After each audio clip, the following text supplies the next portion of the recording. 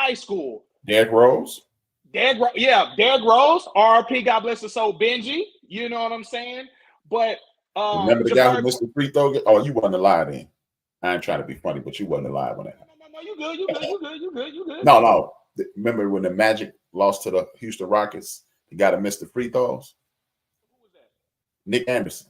Nick Anderson. Okay, yeah, okay. See, I didn't know that. Simeon High School. But I know who the player is. Okay.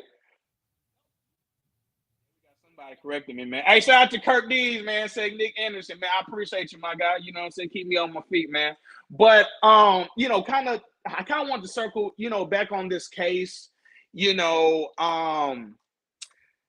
I want to get your take on this situation and how real it is for these type of situations to to happen. Terrence Shannon Jr., he of course was accused of being, and I'm gonna censor it up, we on Facebook, but sexual assault.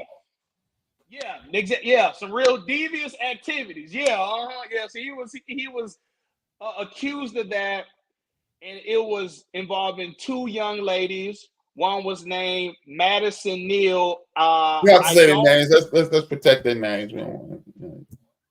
Let's not say their name. Nah, man. We don't have to do that. We don't have to do that. Don't do that. Hey, we can say that. Listen, H-Rep. See, and I like. Don't be like everybody else. Be better. That's the thing. We're gonna be better than everybody else.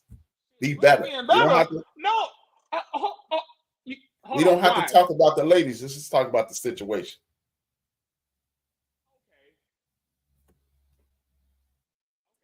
Okay. So the ladies. So basically,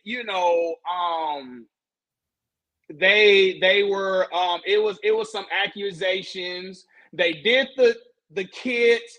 None of the DNA matched up to Terrence Shannon Jr. It's multiple text messages, exposing their devious plans and activities. H-Rap, my question to you is, for one, why is it, do you feel that this happens a lot to us? And secondly, a follow-up question to that is, why do you feel that they think that they can constantly keep getting away with this? So it was a two-part question, but go ahead, H-Rap, you got it. Well, it don't happen. It does not only happen to us. See, this is the thing. This is exactly. We talk about the corrupt cops that shredded. Yeah, see, that's what we're talking about. Yeah. See, the thing is, it's not just happening to us. When you are dealing with a media situation that focuses on us, like, okay, we're in an election cycle, right? Mm-hmm. All you hear about is what the Democrats don't do for the Black community, right? No, correct. They've never done anything for us. You ever notice this? You never hear about what you will do for me. Mm-hmm. If I'm gonna tell you, don't watch CJ show because CJ show got this. Don't watch CJ show because CJ show is that. Don't watch CJ, but I'm never telling you how good my show is.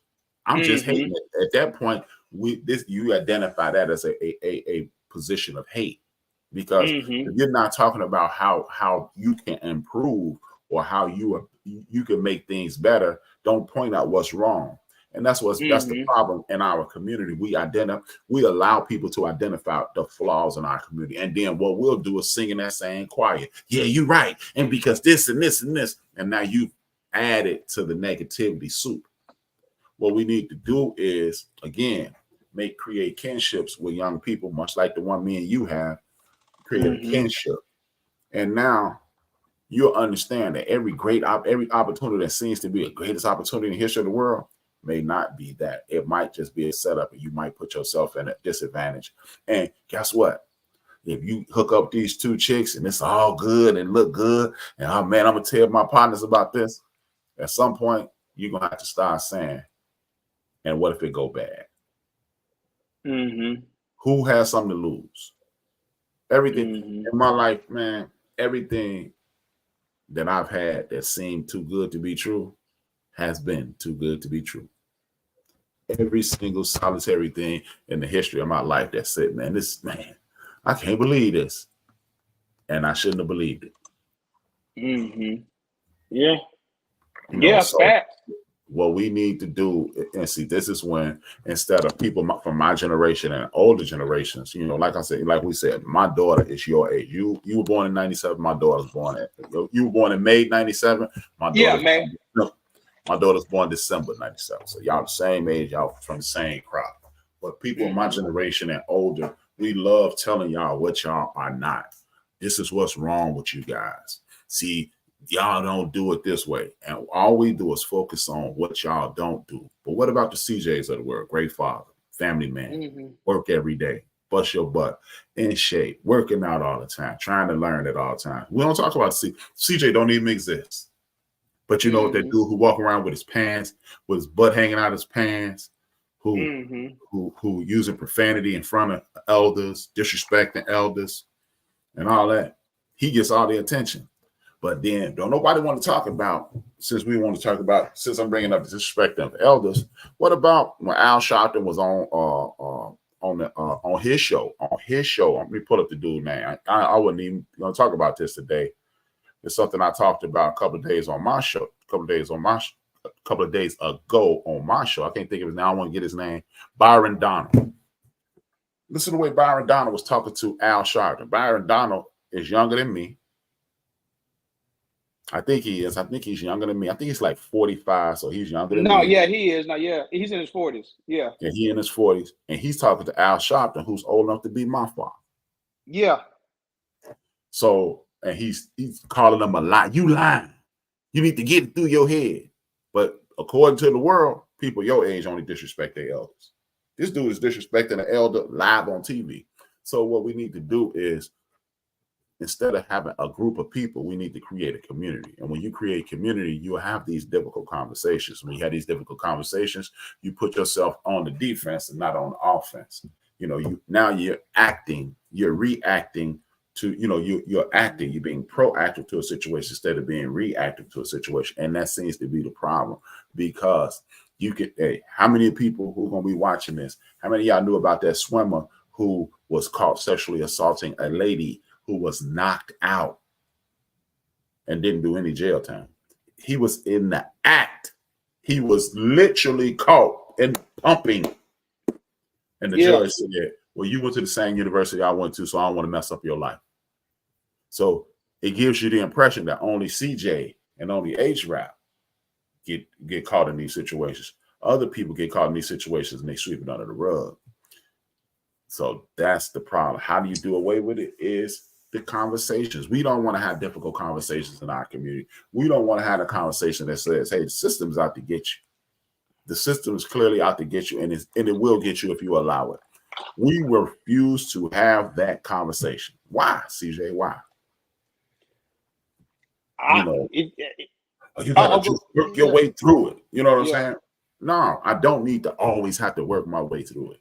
We need to have these conversations so our children will know what's coming. And when you know what's coming, then you can make a more informed and cautious decision in your mind. If this goes bad, I'm screwed. You got the like your friend Kirk said, you got the police working against me, a systemic racist system working against me. The fact that I'm probably at an academic disadvantage, because we're not coming from Lincoln Park, but in general, I'm at an academic disadvantage because I didn't get, my schools aren't funded. That's 2.5 strikes against you, and you haven't even broken a law. You haven't even broken a rule. You haven't done anything wrong, and you got 2.5 strikes against you. Basically, you walk into every situation as a young Black person, man or woman, child, boy or girl, at a full count. The next pitch could either you foul it off, you get another swing, or if you strike out. And that's the world we live in, and we refuse to have those conversations. So our children, when they make mistakes, it is perceived that they are the only ones. See, there go us again. Well, I saw this earlier today on social media. Who leads the nation in sexual assaults? Not the Black community. Who leads the nation in school shootings? Not the Black community. Who leads the nation in theft? Not the Black community. I remember my first day in college, my very first day in college. I'm a criminal justice major. Mm-hmm. Former police officer. He said, who steals the most, rich people or poor people? Most people threw their hand up in the air. 80% of the class said rich people. I mean, poor people. He said, nope, it's rich people. He's like, yeah, you stole a car. You stole a bike. You stole something out of a store, out of a department store, even in the corner store. He said, but rich white people steal from Enron. They steal billions. Yeah. So if you steal $100,000 worth of stuff and I shut down Enron because I stole billions, who's the bigger crook? And that's what we are. That's why you and others perceive us as the constant deviants in these situations, and not us as just as one of the spokes in the wheel of deviants. We live in a crime. We literally live at a crime scene. There were people where you live right now, where I'm sitting right now. Guess what happened? Somebody used to live here a couple hundred years ago, and somebody came along and took it from them. Yeah.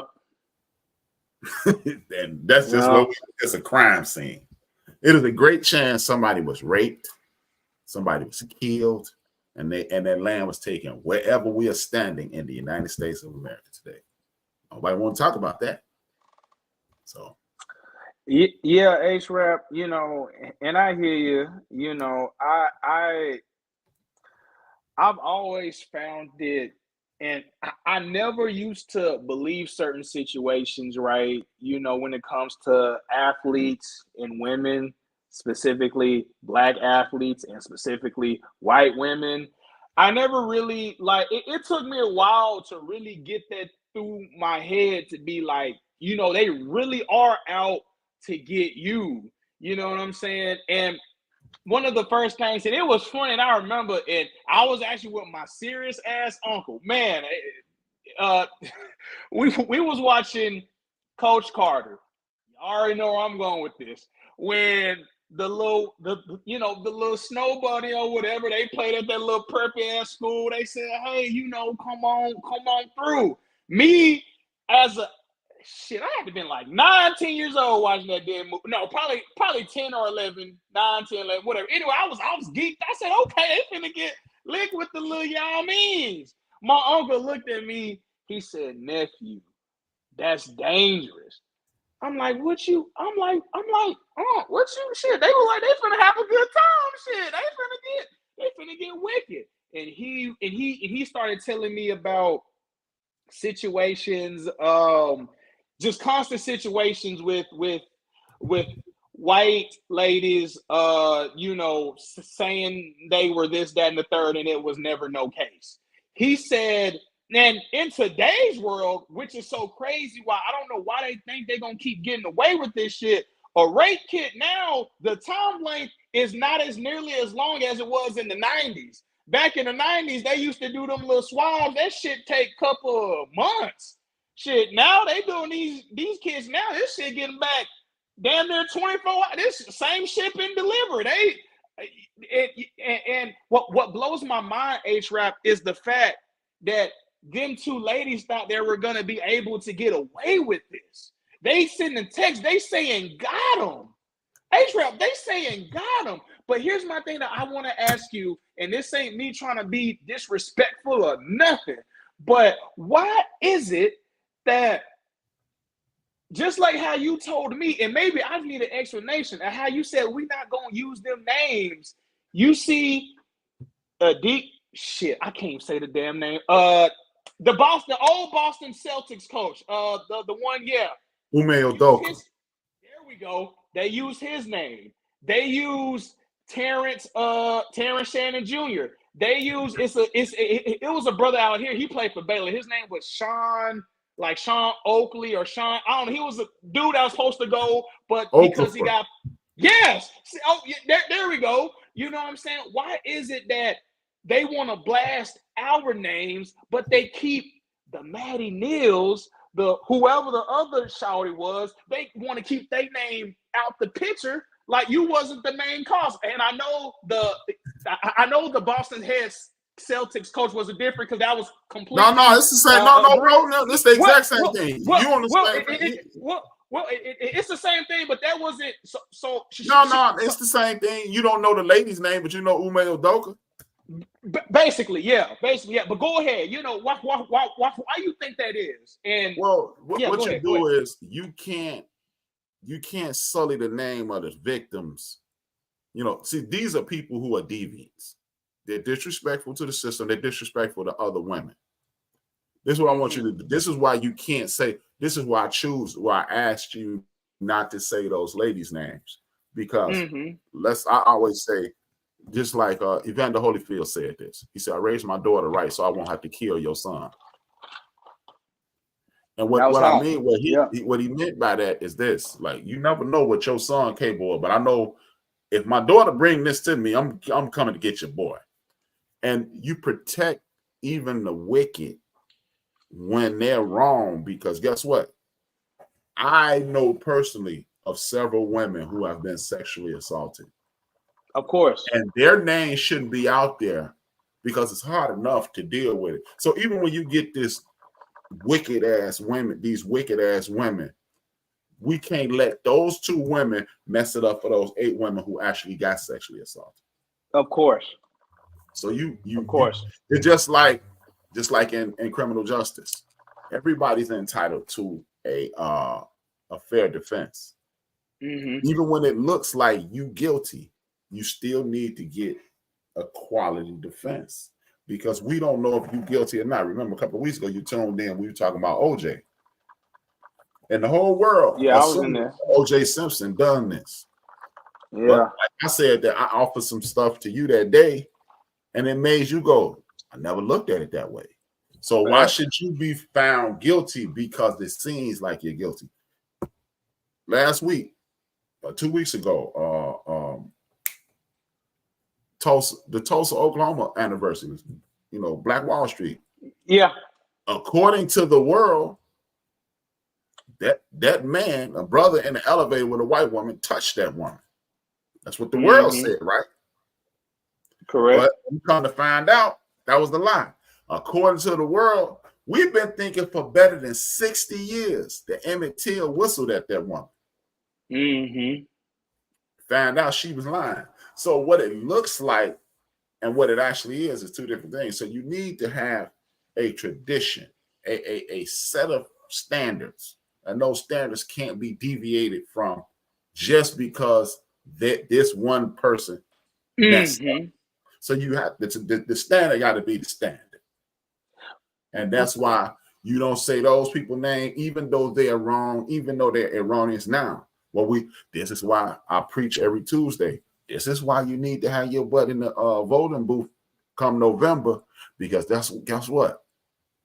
Instead of having their name plastered, this is when you can get their name plastered. So if Brian come down there, H-Rob come on down there to Duncanville. You live in Lancaster, right? Basically, yeah. But I'm in DeSoto, but that's right across the street from Lancaster and Duncanville. So yeah, I got a cousin in Lancaster. Yeah, in Lancaster. That's right in the middle. It's Duncanville, Lancaster, DeSoto. Yeah. My cousin, I come down there to kick it with Terry. And while I'm kicking it with Terry, I say, hey, man, let me say hi to my little man. And we go to a bar and we get into a world of trouble. We need the same protection so it can be the same situation. We don't need our name plastered all over the news. But guess how we get that protection? If you go into the voting booth and I go into the voting booth and those ladies lie on me and you, because we could meet a mother and a daughter. And we meet these 2 women and we hang out with them. We both get in the world of trouble and they prove it be wrong. What we can do is start reaching out to Raphael Cruz, because I ain't calling him Ted. His name is Raphael. We can reach out to Cruz and say, hey, we need to redo these laws in the United States of America. So if you are caught flat out lying on an individual, you are up on felony charges. See, people always, your vote don't count. Your vote does count, but see, you need to have an agenda. Now, they ain't done nothing for us. What did you ask for? See what I'm saying, CJ? This is how you combat that. That way, your name, guess what? And when those 2 ladies lie on CJ and H-Rap, and it is proven, just like with my man, We got documentation, we got phone calls, we got phone records. Y'all done text each other, y'all done email each other, and the lie come out. Then they man's gonna be in the paper. You know why? Because then they could be arrested for lying on us and attempting to destroy our defamation of character. Now that's public record, and now your name is in the paper. But even though they're wrong, we don't, as it constantly stand. It's called felonious fraud. Mm-hmm. But no, hey, Kirk, I want it to be. That's a civil charge. I want it to be a state charge or a federal charge. I want it to be your ass is going to jail. So that's how you get this change. Instead of sitting around saying, "Why is it us? Woe is me." See, we need to get it fixed. We need to take the necessary steps to get it fixed. So, and then we support. Then we support the End of the Bench Media. We support Black Star Media by Roland Martin. And we should get to support those things. Now we can have our story. Now, guess what? CJ and Brian can reach out to Roland Martin and say, we want to come on and defend ourselves in front of our people instead of just the world always hearing what's not right. What's not right. CJ and Brian, and then what's what they going to say? 2 more black men on that nonsense. That's what CNN, MSNBC, Fox News, NBC, NBC, that's what they're going to say. But if we have our own outlets and we support our own outlets, things get fixed. But we don't do it. By and large, we are turning into doing that, but we don't do that enough now. 100%. I totally agree with you, and that's facts. We probably should, if not should have already been a law to, when you're falsifying, rape allegations, that's serious. Now, granted, he is only good because of the time period and technology we have today. They're lucky this shit wasn't in the 90s. And if you can look, literally the draft is next week because I believe it's June 26th through June 28th. So it's literally next week. He's only glad that we're, because he was born in the right time period. Shit, like I just said, back in the 90s and 80s, it takes not even the 80s. It's 90s really is when they started popping off the rape kits and things of that nature. No, they've been around for a long time, but you're right. Technology allows this thing to be expedited and puts them in the back and an advantageous situation.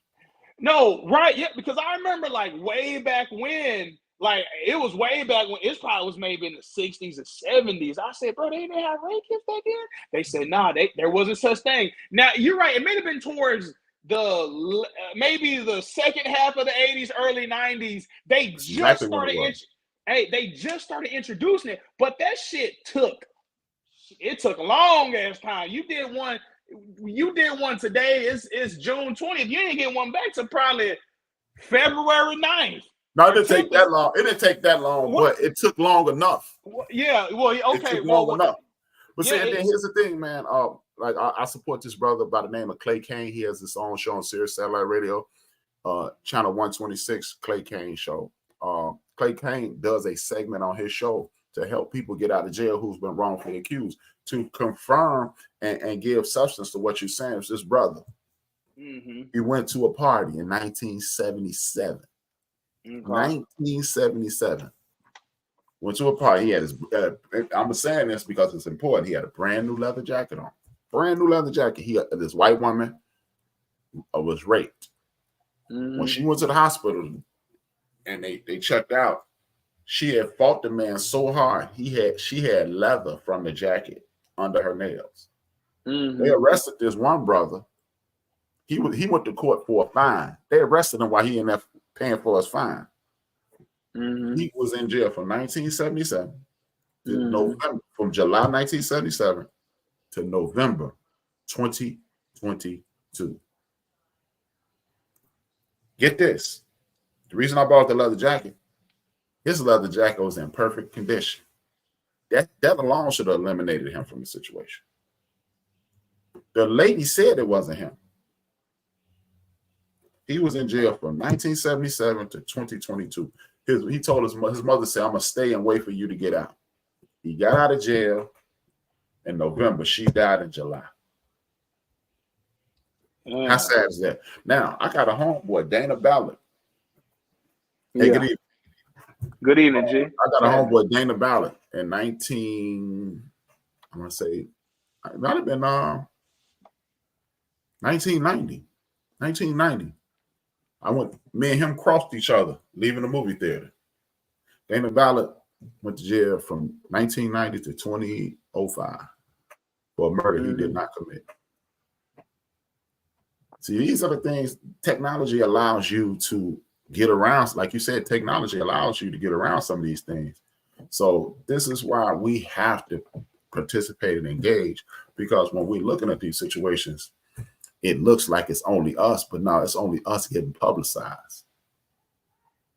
So now, well, you know, in facts, H-Rap, even ESPN, Fox Sports, even when that whole I'm gonna say Udoka, right? That's his last name, right? Udoka. Yeah. Okay, yeah. Even when that whole Udoka situation came about, they weren't even saying the other shouter's name. They kept blastering him, you know, because you're the coach. You know, you're the coach. Now, granted, this is different than this situation because there was no rape. There was consensual. Yeah, it was consensual. There we go. It was consensual, you know, but I'm tired, and not just us, but it's not just me, but everybody. Come on, stop right there. You could just be tired of just us. You could just be tired of just us. Stop apologizing for loving your community. No. I was just gonna say, well, so I was gonna say me, but then I was trying to, you know what I'm saying, rectify. But us, you know, we're getting plastered. And just like you said, all this does is it just makes it harder for the actual victim. Now, obviously, the only reason he's straight, and he literally, teammates said, bro, there was no way that happened. And even though when they did the swab or whatever, the DNA, it was 5 different other people's DNA in that situation. Just like the Kobe Bryant defense. Oh, well, yeah. So my thing to you, H-Rap, is how maybe just thinking, you know, how do we take ourselves maybe out of these situations and still wanting to have a good time? For example, we have people like, you don't even hear a peep.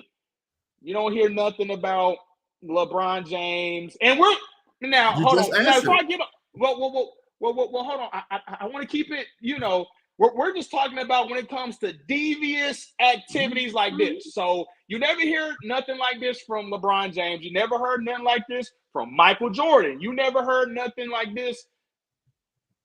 I will talk to me. Hey, listen, the only thing I'm familiar with is with the whole gambling thing, but that ain't really, we ain't talking about that. But go ahead and tell me if you heard. We're not going. Okay, got you. No, keep on your path. Stay on your path.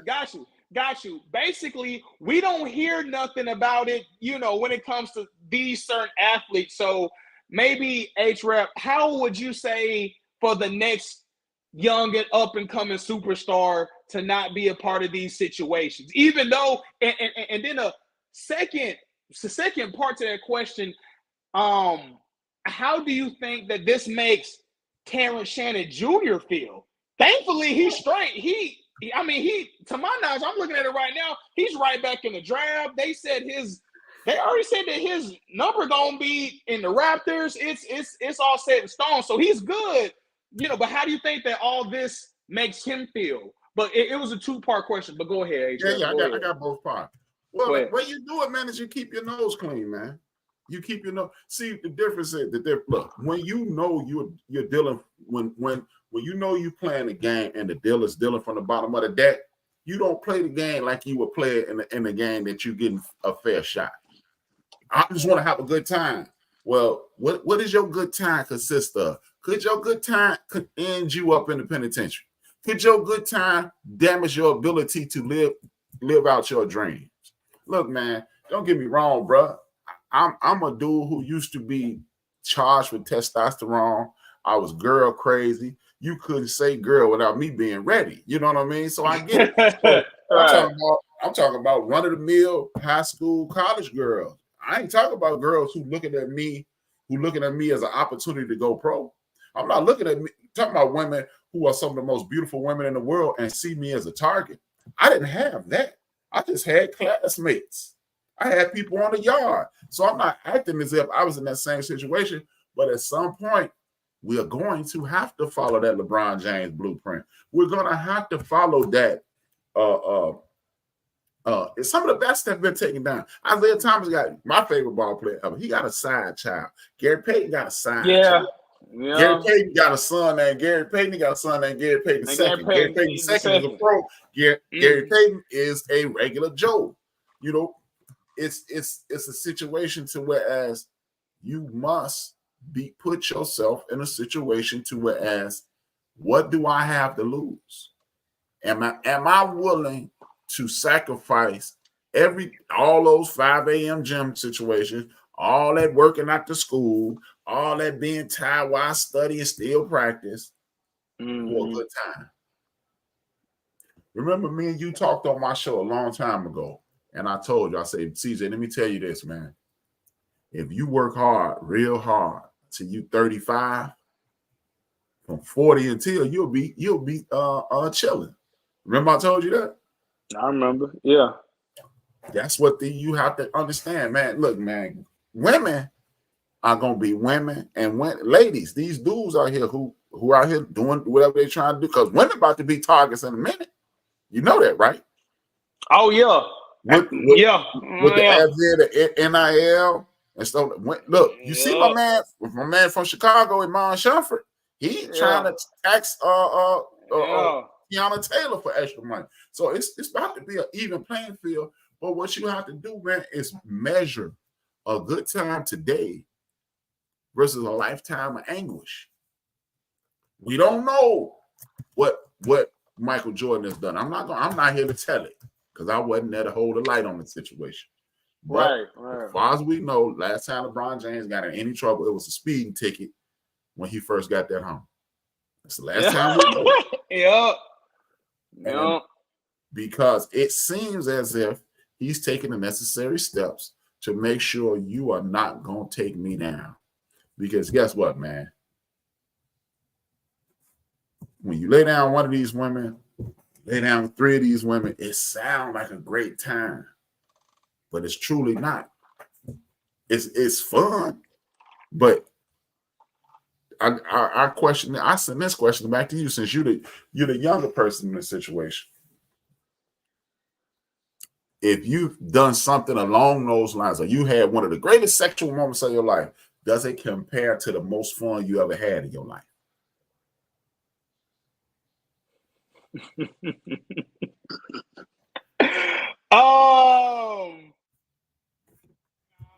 Nah. No, because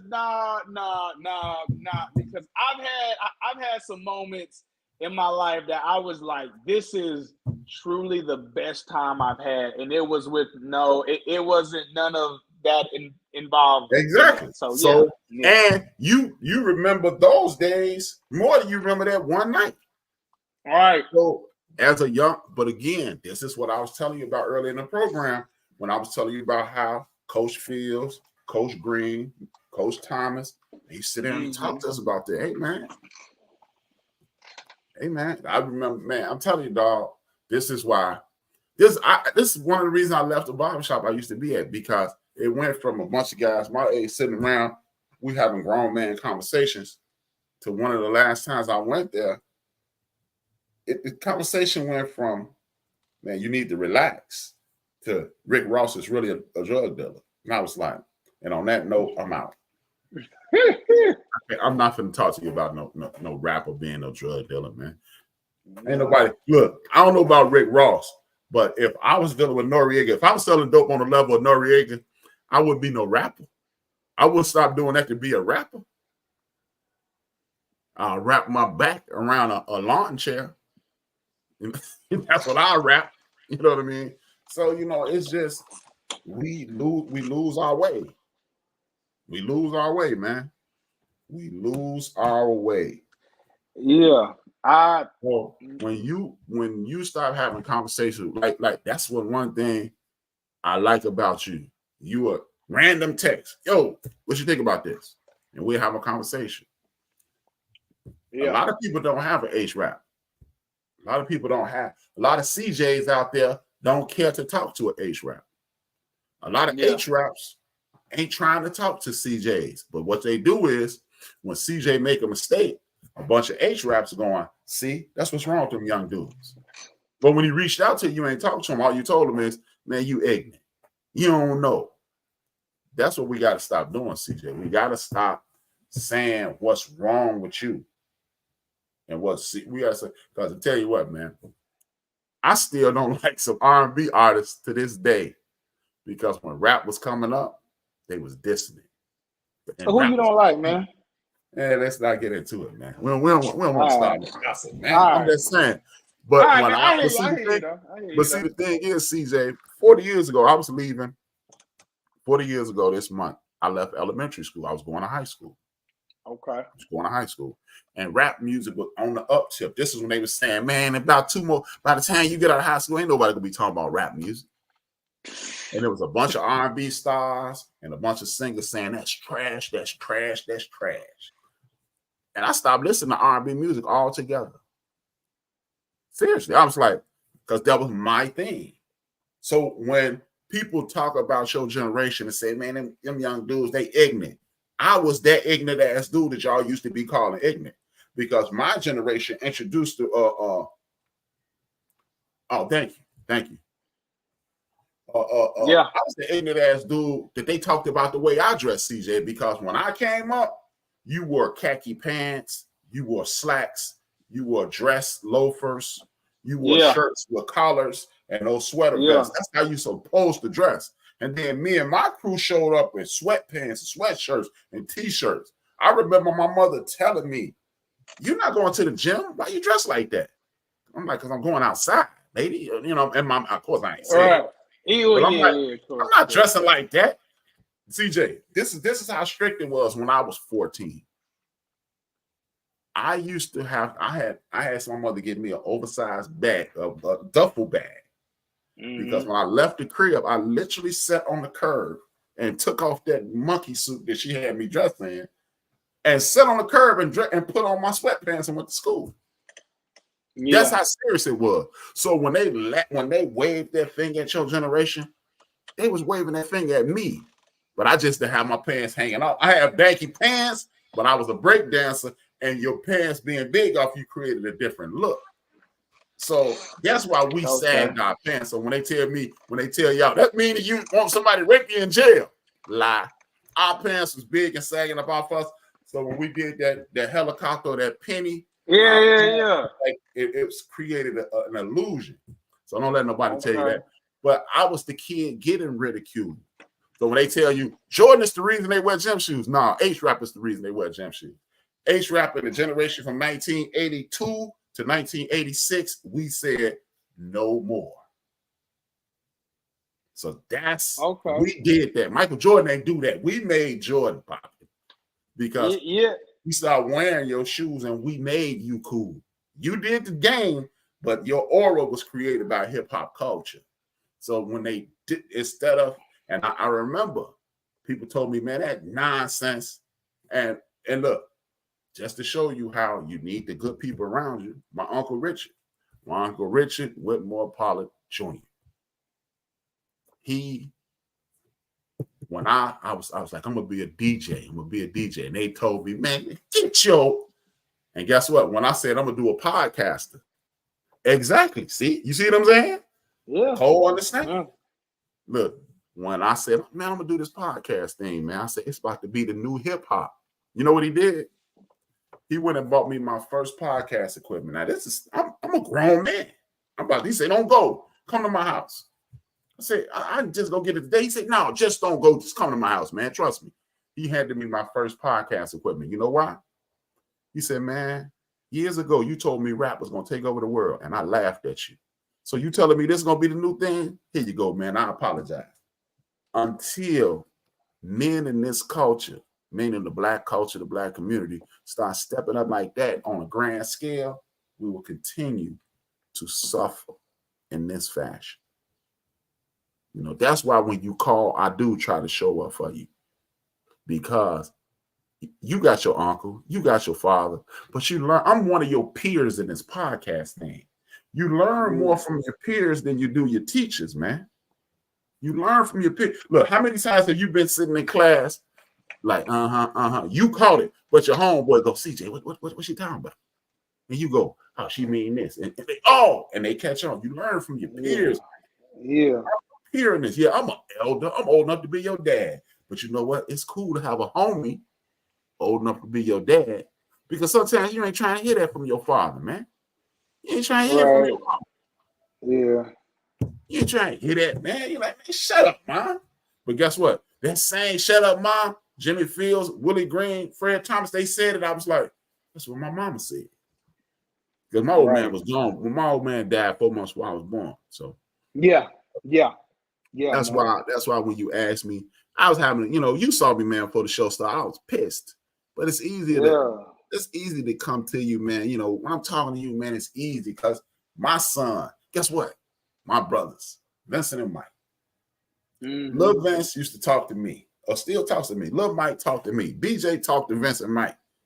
They never came to their dads unless they was working. This is how they used to work and stuff. Like, we never had dads. So they would work us like this.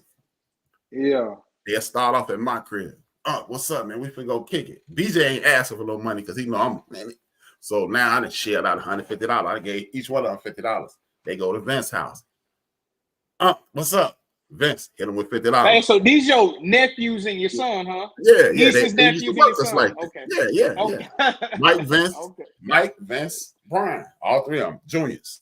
Okay, they all born. Gotcha. BJ was born September 9th. Vince was born November 9th. Mike was born. Mike's birthday tomorrow. And they used to work us like that. Happy birthday to Mike, man. Yep. Happy birthday, nephew.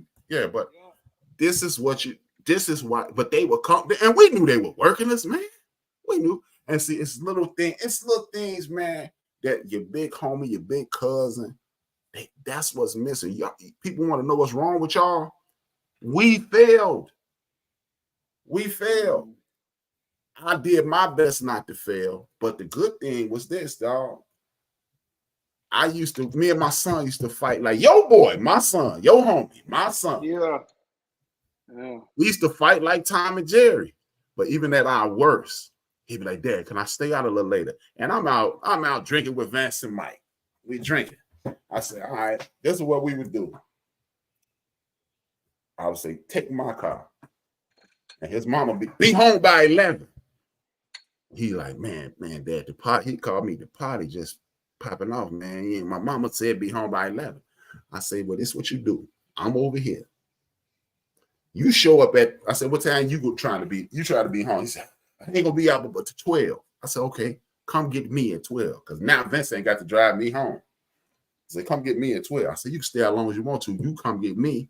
And it looked like you've been with me all day.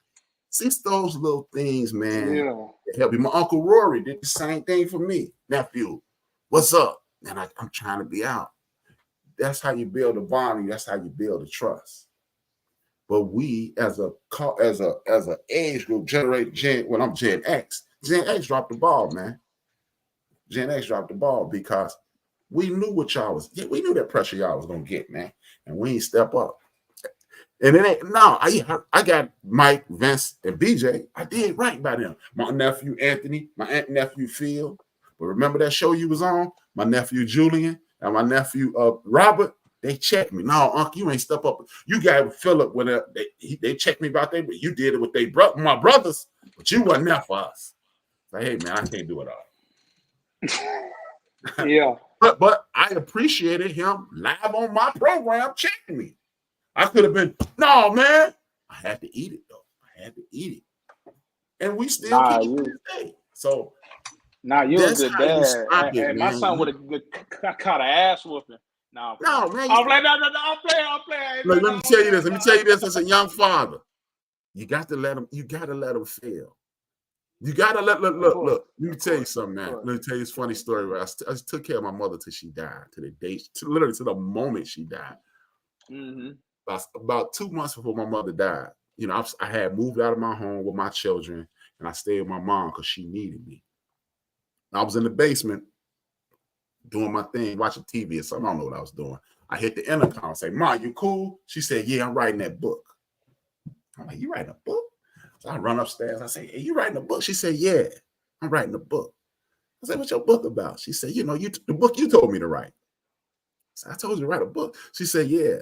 I was 16 when I said this. I was 40 when she threw it back in my face. 25 years later, 24, 25 years later. I said, "You writing a book?" She said, "You remember that time?" And it was something I remember telling her. And you went in your room and you closed your door. And I said this. I said, "Since you got all the answers, write a book, save the world." I'm thinking I said it under my breath. She heard it. Yeah. 25 years later, she threw it in my face. "Remember you told me to write that book to save the world? I'm writing it." And we laughed about it. Now, normally you'd be like, "I'll slap you down, get smart with me like that." She said, "It's so funny, I ain't bust you in your head." That's what you're going to have to do with your son one day. You're going to tell him to do something. He's going to mumble something. And you're going to be like, I'm going to let you live on that. But then when you get older, you throw it in his face. Enjoy life. He going to make mistakes, man. Mistakes are made. Look, man, let me tell you something, man. You don't realize it. You are dumbest all outdoor, but you don't know it yet because you think I'm smart. But wait till you turn 30. Look back at your 27th year. You're going to be like, I had to be an idiot. Hey, man, I feel like an idiot from 54. I'm going to be 54 in August. I feel like an idiot from 50. So you don't realize. Look, man, take this advice from Nas. You'll never be as young as you are today again. Yeah. So that's what time it is, bro. Let these young people make them. Look, you make mistakes. You have a PhD in making mistakes in your 20s.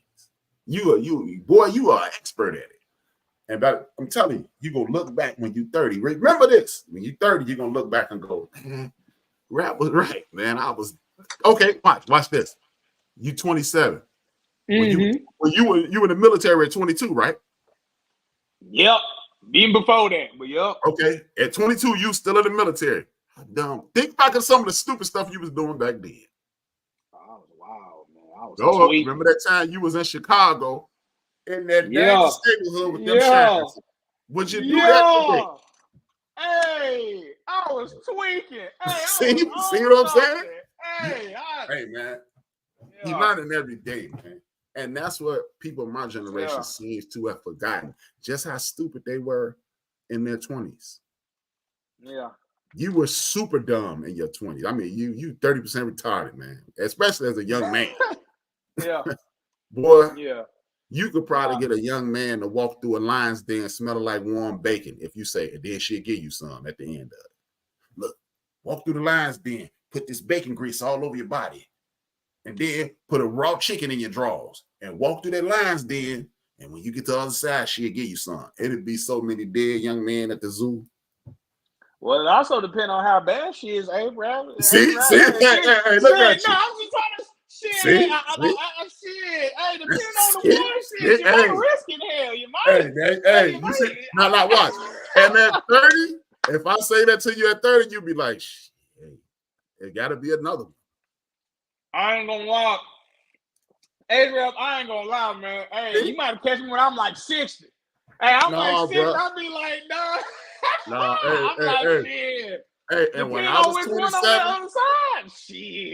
27, I was equally dumb.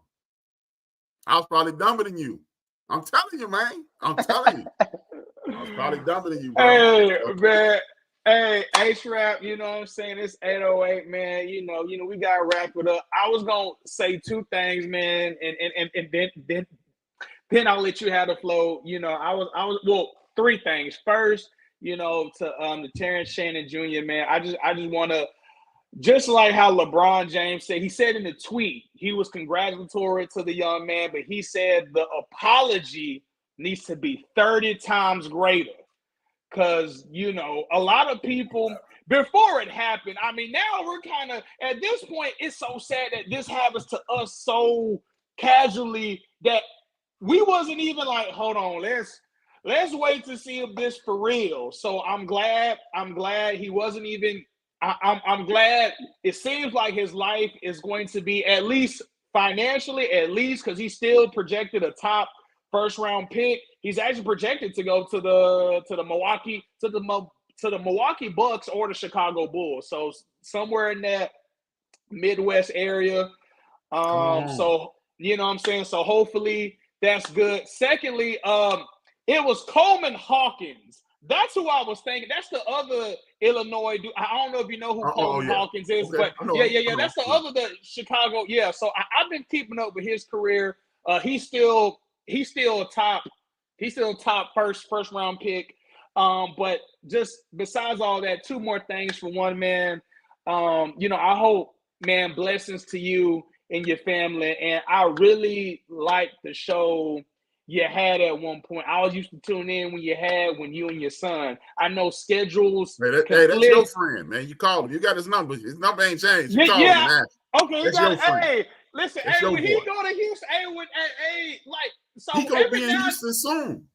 No, yeah, every time. Literally, I go to Houston, he's not there. When he come to now, I go to Houston because I got family in Houston. Like, that's what my mom's side. This is my former brother-in-law now. Okay, got you. So yeah, but I'll rap with him one of these days. I'll probably send him a text after this. So I'll be like, man, you gotta let me know where you in, and then we're gonna get right. I think he's going to Houston soon. You better reach out to him. No, yeah, I got you. But anyway, I don't mess with that boy. I don't fool with him. Stop it, man. No, the fact that y'all had that thing going, and I not say that y'all don't have no more, but I'm just saying, just for us to see. That's your boy, man. You talk to him. You tell him. Yeah, I'll talk to him, man. I'll talk to him, H-Rap. But anyway, just lastly, man, I appreciate you. And you gotta, man, next time you have a real, man, next time, H-Rap. I got you. Next time I do a panel, you there. H-Rap, just get at me, because I promise you, I've had some takes. Now, it was some takes that you said I really didn't I disagreed on. I was like, now, hold up now. And it was, and you was on the episode with your boys. I think it's called The Barbershop. They was talking about some stuff with the WNBA. Shit, I want to say, man, you need to add me on there for a slot. I swear, hey, it'd be a 1 versus 3 around this motherfucker. You know what I'm saying? So just get at your boy. Just what I'm saying? Just fuck with me right quick, man. Just get me. Hey, Shrap, you got the final flow, man. So go ahead and say it, man. Go ahead. You got it. Don't ever be afraid to disagree, man. It ain't about, we don't need more people to agree. We need people to understand. I don't never need you to agree with me. If you think I'm wrong, it's okay to say, hey, man, I disagree, and we can have that conversation. Those are the best conversations, because one of us going to get better due to it. You might show me something, or I might show you something, and that's the thing.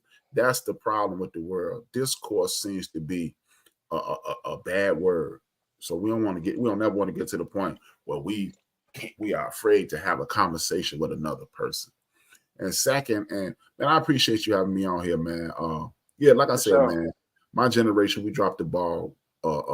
Really, I'm gonna keep it funky. It ain't my generation. The generation before me, man, they dropped the ball, man.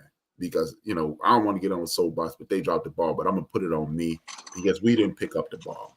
So, man, anytime I got time, I'll come on with you, man. But I'm about to start my interview on Thursday shows up again. So it's gonna be a little more difficult, but we'll figure it out one way or another. We'll figure it out. But man, just and that's the thing, man. You remember, you don't have to watch live. You can just tune the show that comes on Tuesday when I'm talking about community empowerment, putting people, making our thing better. You can just tap in on that. When you coming back to us? When you come back to Texas? To the Dallas region specifically. I'm working on it. Man. Things hectic for me right now, so I ain't been doing no traveling. So I'm working on it. Okay. Okay. Well, next time you see Dawkins, man. I got you next time, Adrian. Listen. Back when you came like 2 years ago, my son was at that party. He was right. At the party. Yeah. But he was a couple months Oh, so I got you, man. Don't worry. Okay, I will not. Got you. I will not. I got family in Dallas. I got people I care about in Dallas. Trust me, I'm not going to come back to Dallas, Texas without shaking your hand. Okay, for sure, man. And on that note, we're going to wrap it up. It's your boy CJ. We got H-Rap. We out this bit, man. Holla.